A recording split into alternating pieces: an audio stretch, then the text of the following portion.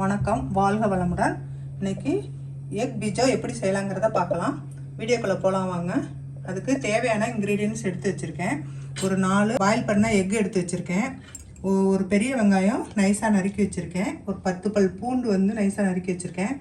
இதோட chilli flakes ஒரு table spoon எடுத்து வச்சுருக்கேன். ஒரு 1/4 டேபிள் ஸ்பூன் வந்து சால்ட்டு, ஒரு சின்ன நெல்லிக்காய் அளவு புளி எடுத்து தண்ணியாட்டம் கரைச்சி வச்சுருக்கேன். இந்த அளவுக்கு இருக்கணும். இந்த மாதிரி கரைச்சி வச்சுக்கோங்க.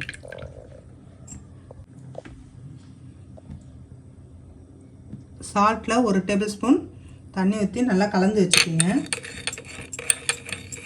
இந்த மாதிரி லெமன்லேயும் 1/2 டேபிள் ஸ்பூன் லெமன் ஜூஸ் ஊற்றி அதில் வந்து 1 டேபிள் ஸ்பூன் தண்ணி ஊற்றி நல்லா இது மாதிரி கலந்து வச்சுக்கோங்க. மல்லி இலை கொஞ்சம் எடுத்து வச்சுருக்கேன். இதை இப்படி செய்யலான்னு பார்க்கலாம் வாங்க. அதுக்கு வந்து ஒரு வானல் வச்சுட்டு இந்த ஆனியன் பொரிக்கிற அளவுக்கு நம்ம ஆயில் ஊற்றிக்கலாம். எந்த ஆயில் வேணாலும் யூஸ் பண்ணிக்கலாம். நான் வந்து நல்லெண்ணெய் தான் ஊற்றிருக்கேன். சில்லி ஃப்ளேக்ஸ் இருந்துச்சுன்னா எடுத்து வச்சுருக்கேன். உங்கள்கிட்ட இல்லைனாக்கா ஒரு 4 வரமிளகாய் மிக்சியில் விட்டு ஒன்றும் பாதியமாக அரைச்சிக்கிங்க. இப்போ வந்து எண்ணெய் காஞ்சிருச்சு. இப்போ நான் வந்து சுட சுட இந்த எண்ணெய் எடுத்து இந்த சில்லி ஃப்ளேக்ஸில் ஊற்றிக்கிறேன்.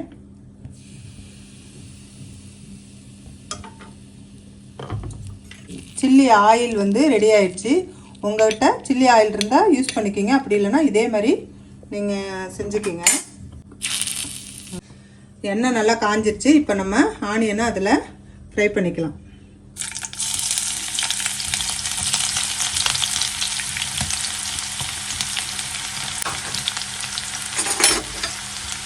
நல்லா ப்ரௌனிஷாக நல்லா ஃப்ரை பண்ணிக்கிங்க.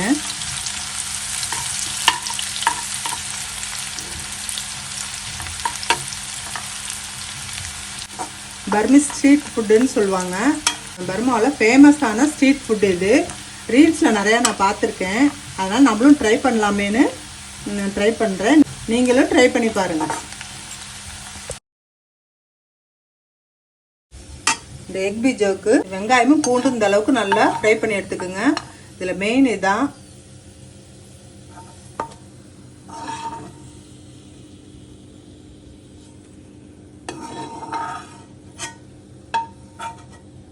அடுத்தது பூண்டையும் அதே மாதிரியே நம்ம நல்லா ப்ரௌனிஸாக ஃப்ரை பண்ணிக்கலாம். நல்லா முருகலாக இருக்கணும்.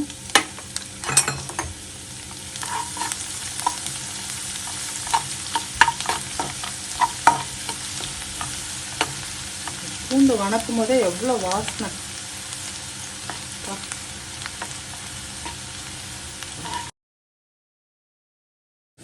பாருங்க, பூண்டு இந்த அளவுக்கு நல்லா வெங்காயம் மாதிரியே நல்லா ப்ரௌனிஸாக வறுத்து எடுத்துக்கலாம்.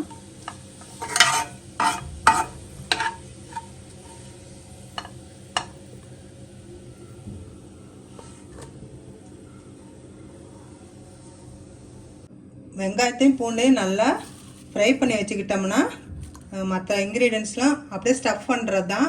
ரொம்ப ஈஸியான ரெசிபி. இந்த ஆனியனும் நல்லா அப்படியே கிறிஸ்பியாக பொரிச்சிக்குங்க. பூண்டையும் உடைச்சோம்னா அப்படி உடையணும். அது மாதிரி கிறிஸ்பியாக பொரிச்சிக்கிங்க.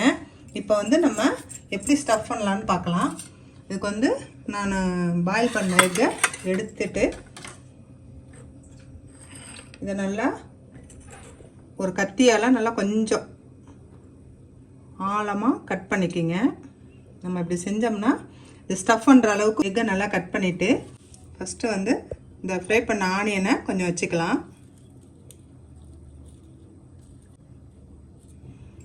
அதில் ஃப்ரை பண்ண பூண்டும் கொஞ்சம் வச்சுக்கலாம்.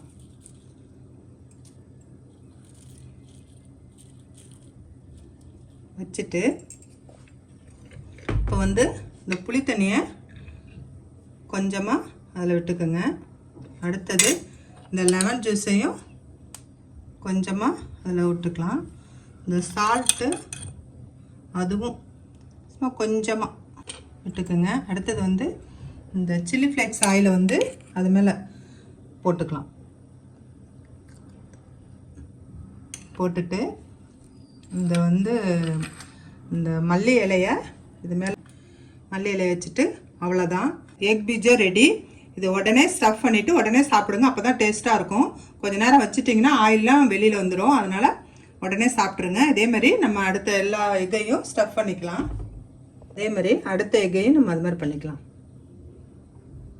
ரொம்ப ஆழமாகவும் கட் பண்ணாதீங்க, சும்மா லைட்டாக கட் பண்ணிவிட்டு நம்ம இப்படி செஞ்சோம்னா நல்லா இதாகிடும். இப்போ வந்து நம்ம ஆனியனை ஸ்டஃப் பண்ணிக்கலாம்.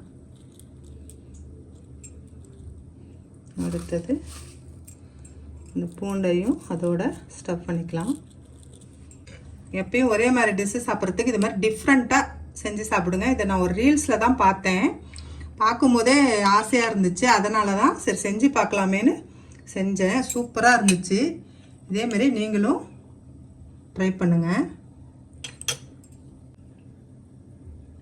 இதை செஞ்சு பார்த்துட்டு எப்படி இருக்குன்னு எனக்கு கமெண்ட்டில் சொல்லுங்கள்.